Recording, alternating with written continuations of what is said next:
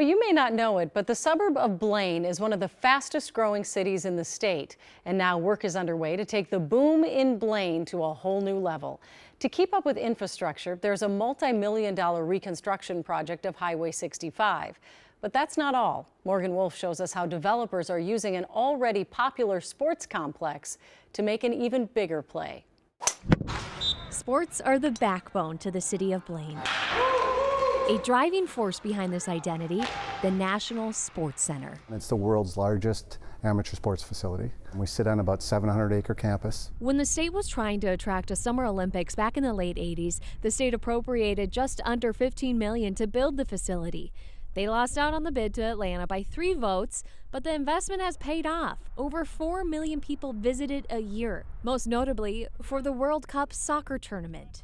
That's on top of the upwards 3 million people that come visit the 3M PGA tournament every summer at the TPC golf course. And when I first took the job, I said there's no reason that this complex shouldn't be like Central Park for Blaine. Todd Johnson, the executive director of the National Sports Center Foundation, shared that vision with the city.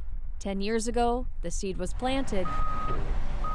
Now, the dirt is finally moving. We are right dead smack in the middle of the city at our 105th redevelopment project right next to the National Sports Center. Eric Thorvig led the efforts to create this 60-acre project on 105th Avenue.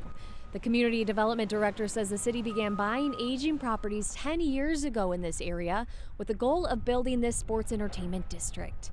They sold those buildings to the developers who are now constructing the project. $750 million investment that is going to be made by the private market is going to increase our tax base, bring in additional revenue to the city in the long term, so there'll be a financial benefit to the city from that standpoint. Eric says no general fund city tax dollars would be used in the overall project, and in fact, they've already put 10 new turf fields in with a deal with the sports center.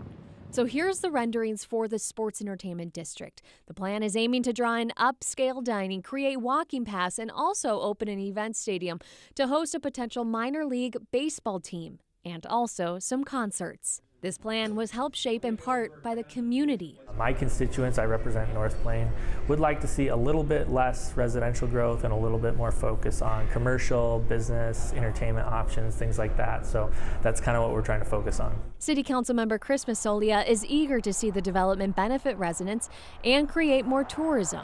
All the years that I've covered 3M, there's always been one consistent storyline.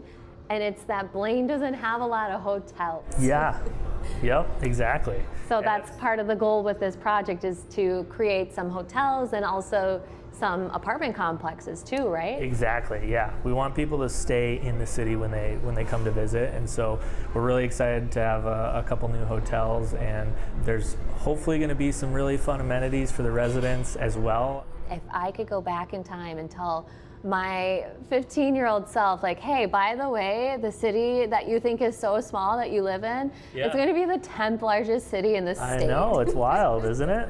Blaine's recent population is just over 73,000, 16,000 more residents since 2010. A boom, with a city ready to step up its game. It will take us to the next level in some of these events, for sure. There are a number of businesses that rented in those buildings that are being torn down, so they've relocated. Everything isn't opening all at once. There are a few phases with this project. So the first one includes buildings hopefully opening and being finished by the end of 25, with them then opening in 2026. Okay, so I'm sure a lot of people will be excited about this resurgence and getting all this new activity in Blaine, but I imagine there's mixed reaction because some people probably want to keep it small. You know, some people did have some mixed reaction, but I was told by the city that it was pretty much overwhelmingly positive reaction from residents. And I mean, it's no secret that I'm from Blaine, and as someone that grew up there, we always kind of had the joke that it was sod farms and sports. Yeah, and the big sports complex. Not many sod farms left. Yeah, yeah, well, good developed. for them. All right, interesting. Thanks so much, Morgan.